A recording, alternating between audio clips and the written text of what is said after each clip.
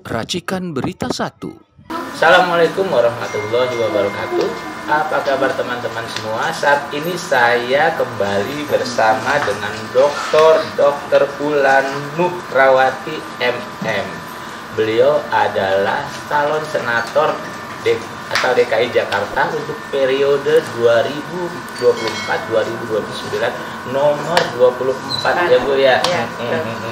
Beliau ini dulu anggota MPR untuk periode tahun 1997 dan sampai 1999. Beliau juga seorang yang dulu aktif di Partai Golkar, benar ya Bu ya? Ya. Di Partai Golkar. Nah, beliau sekarang ini maju sebagai anggota DPD karena ingin menjadi wakil langsung dari masyarakat Jakarta, benar ya Bu ya?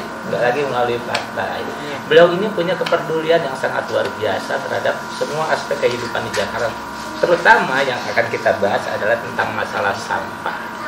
Sampah seperti kita tahu memang tidak bisa dipisahkan dari kehidupan kita semua dimanapun kita berada.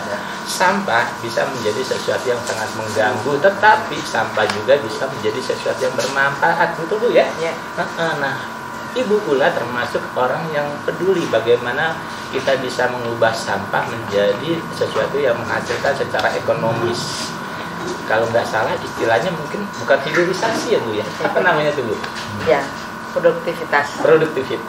Nah, untuk lebih mengetahui bagaimana beliau ingin sampah itu bisa menghasilkan, terutama bagi ibu rumah tangga ya Bu ya, kita ingin mendengarkan keterangan langsung dari Ibu Ula. Monggo Ibu. Ya, terima kasih Kang Maman ya. Mas Fadli. Jadi para pemirsa yang saya sangat cintai dan saya banggakan, alhamdulillah saya ingin mendapatkan tentu masukan dari semua masyarakat ya tentang bagaimana posisi saya dan peranan saya serta fungsi saya sebagai senator nantinya. Mudah-mudahan jadi gitu.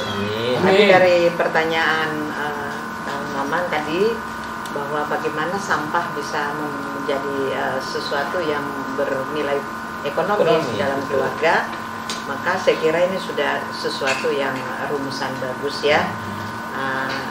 Bahwa apapun dia kalau dikelola dengan baik maka dia tidak akan menjadi sampah yang benar-benar sampah murni. Ada sampah yang ternyata masih bisa bermanfaat. Ya katakanlah misalnya di rumah tangga gitu kan ya, ada makanan-makanan yang memang sudah tidak layak dimakan, maka harus diolah kembali. Maka bentuk pengolahannya itu dengan menggunakan teknologi dari para ahli di pertanian, maka itu nanti bisa menghasilkan kompos.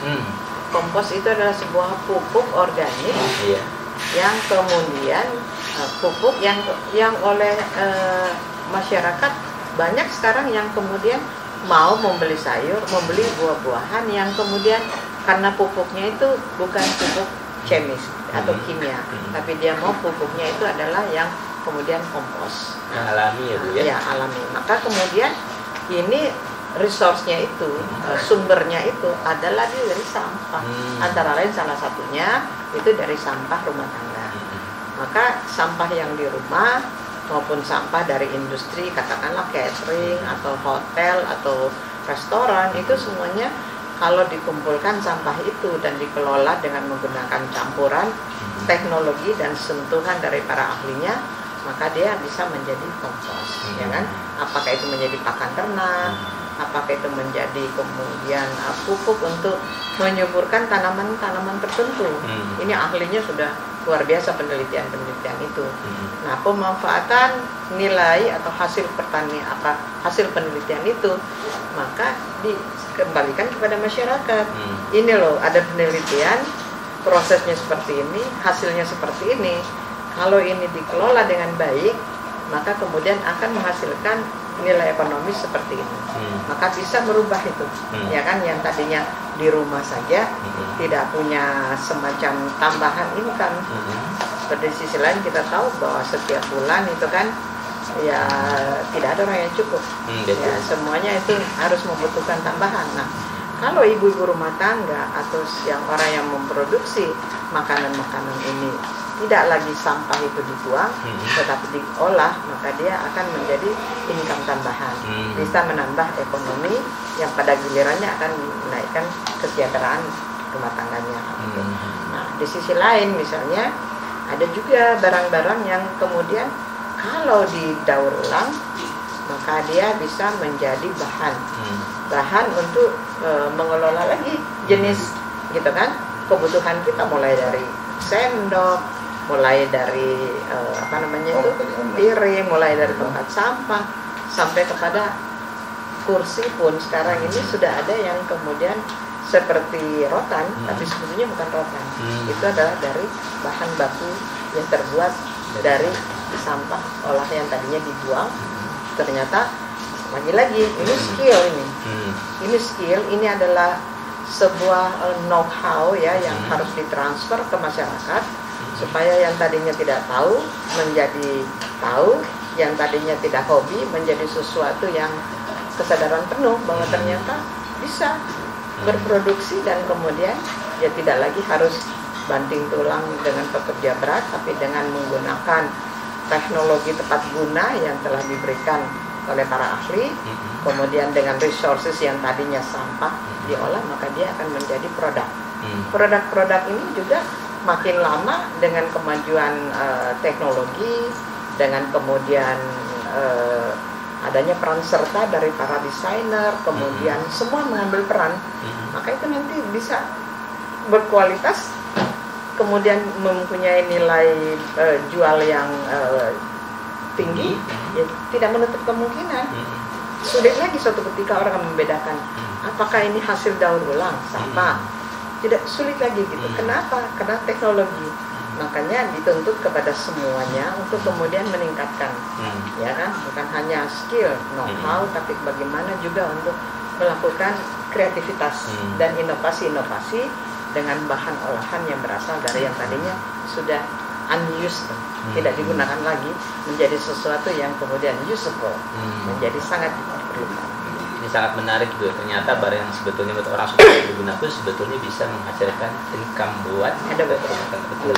Nah, kalau nanti misalnya nih Ibu terpilih, insya Allah ya Bu ya, jadi anggota DPD, kira-kira apa yang Ibu lakukan untuk memberdayakan masyarakat dalam hal mengolah sampah ini, terutama di Jakarta ya?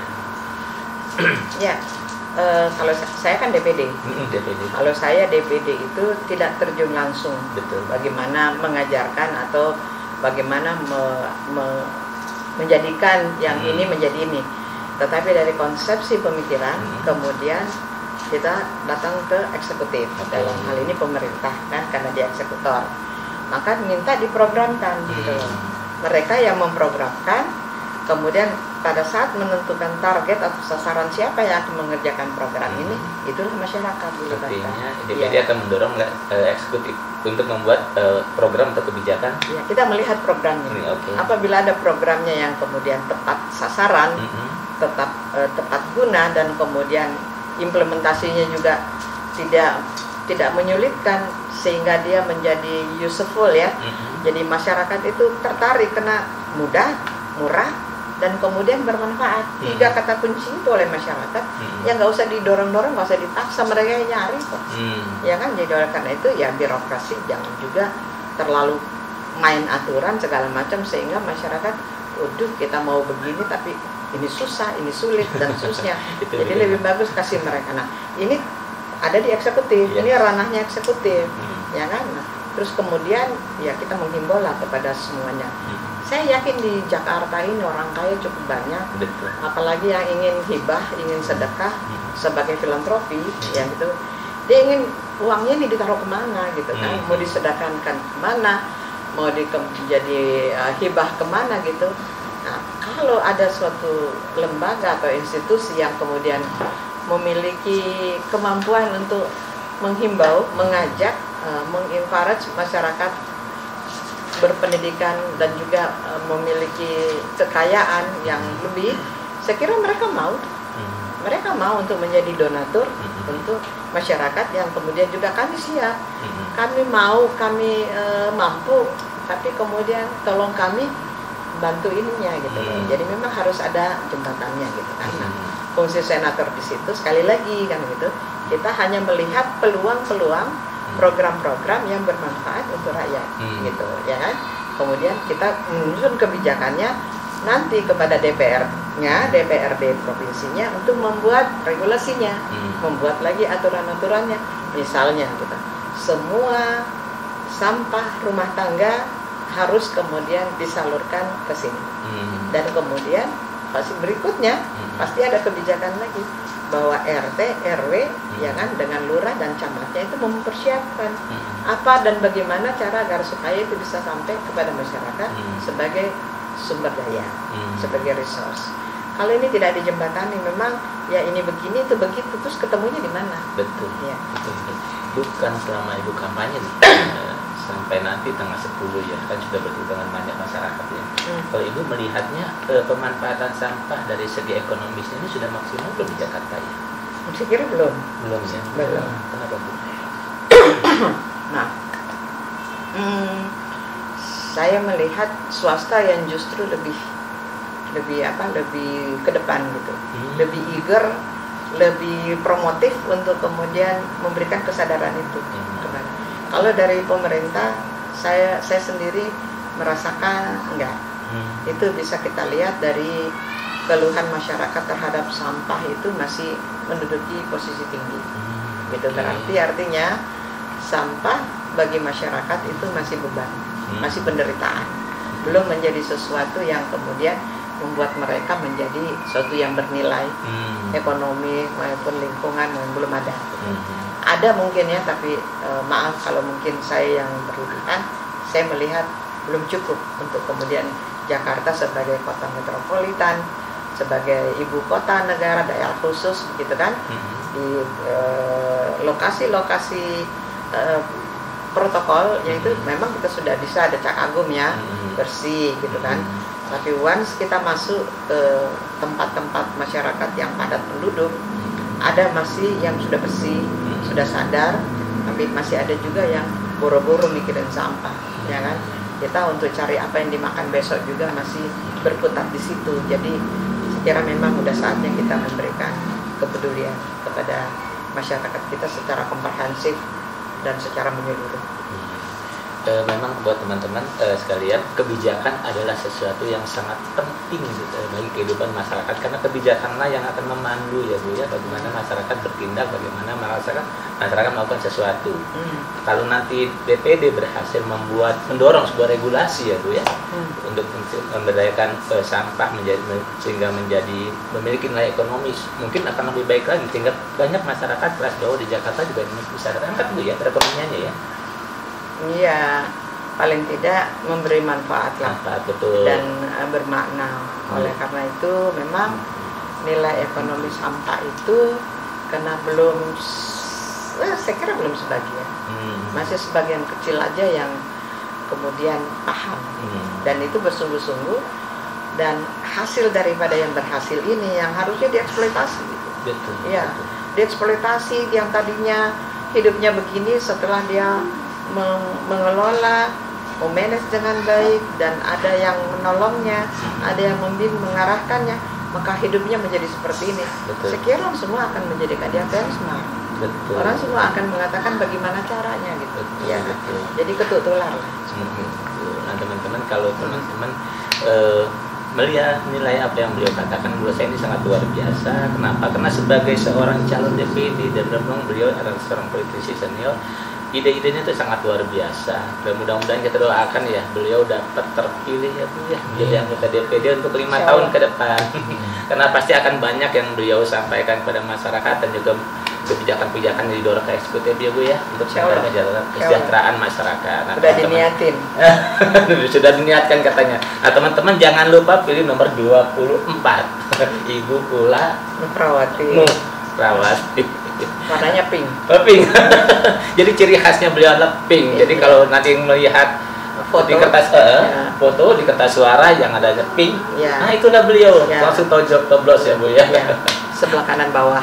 Kalau kanan bawah katanya, itu petunjuknya. Teman-teman sekalian, kita bertemu lagi dalam kesempatan. Ibu, terima kasih banget. Sama-sama. Iya. Ya, menarik ya. Iya, sangat menarik perbincangan kita, Bu. Teman-teman semua, kita ketemu lagi dalam kesempatan. Assalamualaikum warahmatullahi wabarakatuh.